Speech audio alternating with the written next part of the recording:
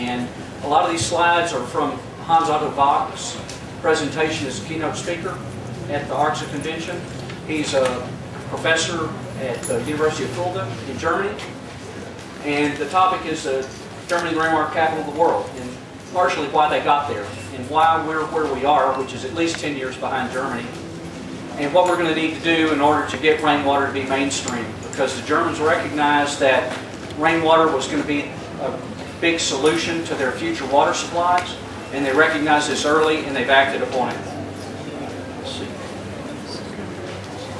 This particular slide I thought was of interest. It came across as a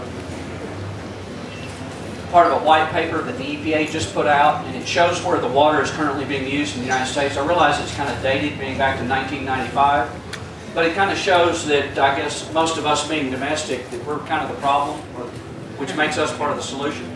And that 56% of the water in the United States is used for domestic purposes. I was surprised that it wasn't higher under agriculture, but this is what they came up with in 1995. The Germans got started in all this back in the late 80s because they had a real strong environmental movement. They had some people daring the politicians to swim the Rhine because it was so polluted and nobody would do it. So then this became a big growth about environmental development.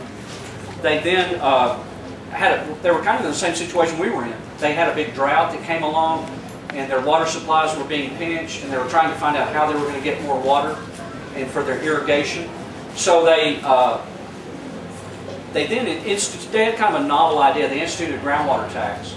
So anybody pumped water out of the ground, they paid a tax, and they used that water to study conservation. And when they did, they came up with the thought that rainwater collection was the way to solve their water problems. Now, primarily, what they did in Germany, they also had a kind of a universal problem with combined sewer outflows, where their rainwater was being introduced into their sewage water, and then it would have to be treated after a large event, and it would overflow the sewage plants. And so the rainwater that was not black water was turned into black water. So what they did is they looked at a distributed design where each house would have a small amount of rainwater collection that would then capture that water, use it internally to flush toilets, wash clothes, and use in the garden. And that water would then be black water that would have to be treated. And it worked very well for them. On this next one. Again, this is just to continue the slide about the current building practices that we have in the U.S. are really kind of illogical, that we have the water gathered from great distances, delivered to a centralized plant, and then delivered out, and we put potable water on our lawns and potable water down our toilets. And the Germans recognized this, and they came up with a way to introduce the water into the house in a non-potable fashion. Right now, I understand that that's not legal to do in the state of Texas, where you have public water available, that you cannot take the water into your house. The Germans were in the same place, and they educated the public, they educated the politicians, and it kind of reminds me of a story. A CPA friend of mine had this client who had quite a bit of tax penalties assessed against them, and he wrote a letter to the IRS, and the IRS sent another bill. So he sent the same letter. They sent another bill, and he sent the same letter, and this went on for 18 months. Finally, this lady calls from the service center and says, "Are you the guy that's sending that letter?" And the guy goes, "Yeah." She says, "Well, I'll abate the penalties if you'll quit sending the letter." And so the point is that we're going to have to keep beating against the politicians, because right now they don't have to listen to us because they've never had to listen to us before.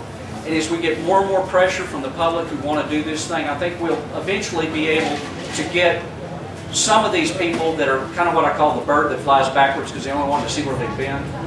We'll be able to turn them around where we can use rainwater at your house and help the aging infrastructure, because we're coming up with a huge problem in this country where eventually we're going to have to start replacing the infrastructure. And if everybody collects a few thousand gallons at their home, it takes a lot of pressure off of the infrastructure. That's what the Germans have proven. You know, right now, you don't really know how valuable water is to the well runs dry. A lot of people have wells running dry. A lot of people are looking to rainwater collection to supplement their wells, because the wells will not, a well driller will drill a well, but he will not guarantee water. And with the cost of wells, rainwater collection becomes a very viable alternative. I don't know how your wells are, the people of you that have wells, but my tanks are full. We had a little bit of rain, It was enough to fill my tanks. The lakes are still low. Rainwater collection is really a viable way to supplement the water supply. Plus, in a Y2K kind of way, everybody having a little bit of water under their own control is not really a bad idea. I don't live my life that way, but as a practical matter, having a distributed water system makes a lot of sense these days. Well, this is one of Hans's slides, and he was talking about, why would we collect rainwater, and the guy's crawling through the city screaming water. Well, it kind of comes as a point because a city like Tokyo that has tremendous population, they import all of their water. Well, it just so happens that the amount of water that falls on Tokyo is the amount of water they import. So if they could just get to the point where they used a little bit of that water, then they wouldn't have to import it from hundreds of miles away. And California right now is using 20% or more of their electricity just to move the water around. So there's a tremendous amount of power savings. I have a booth, and the guy next to me has a kind of a solar power, wind power, photovoltaic magazine. And I said, well, y'all ever look at rainwater? And he said, well, no. And I said, well, you ought to think about it because of the energy savings that rainwater can have. The water is big and heavy. It'd be nice if the cities billed you by pounds, because if you saw that maybe you were using 250,000 pounds of water a month, it might soak in. Gallons don't seem to mean much to people in the city. 30,000 gallons, well, that's what everybody does. But it represents a huge amount of energy that's been used moving all this stuff around. One other thing that Hans felt pretty strongly about was, and I hadn't really thought about it in this perspective, but somebody's well goes dry and they say, well, I'll just drill a deeper well. Well, all that's doing is postponing the inevitable. And in his words, the philosophy of deep wells will ruin the water resources of the next generation. So that's kind of the illogical process of just drilling a deeper well. It isn't getting us where we need to be.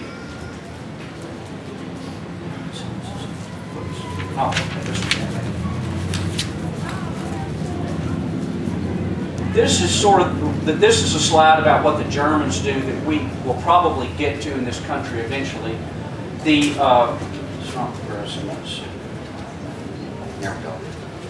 It's showing that the blue water coming in is the main water, and what they're doing is they're using the rainwater off the roof to supplement the main water from the city.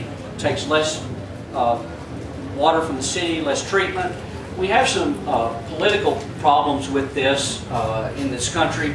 The way that the governmental entities are set up, like your police and fire departments, are general funds, which means that if the police comes out to your house, you don't get a bill. Fire department comes out, puts your house out, you don't get a bill. Now the water departments are enterprise funds, which means that they're businesses and they're run like businesses. So or a great portion of the amount of the resistance that we're getting to rainwater collection is because they see rainwater as an encroachment upon their business. The problem is that for their business to grow, they've got to use more water and they've got to get more customers, and it's a never-ending cycle. So I'm hoping that over the next 10 years we'll get kind of a hybridization of these water systems so that rainwater will become a bigger part of our water supply and help our dwindling resources.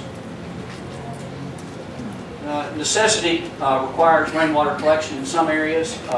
We may get to that point. Luckily, we're not there yet. But it is getting to the point where people are going to have to look at rainwater collection. People like ourselves, and I include everyone in this room, have thought about it. They've considered it. We are but a small portion of the people that have to become cognizant of the importance of rainwater. In Africa, it's kind of a little aside, they've had an interesting thing. The Bill and Melinda Gates Foundation had a contest for how to collect rainwater in Africa, and they wanted to get a cheap, inexpensive water containment vessel that could be easily transported and then utilized. And they actually came up with like a feed bag type thing that is used to hold very heavy materials here in the U.S., and they waterproofed them. And I was talking with the gentleman from the foundation, or the Vista part of the group, and he said when we went to Africa with them, they wanted us to paint them black because if they were white, they would show up after dark and the thieves would steal them. So they have a lot of different issues, but Africa's water problems are looking to largely be solved, or hopefully to have a large impression by rainwater collection through their efforts. This is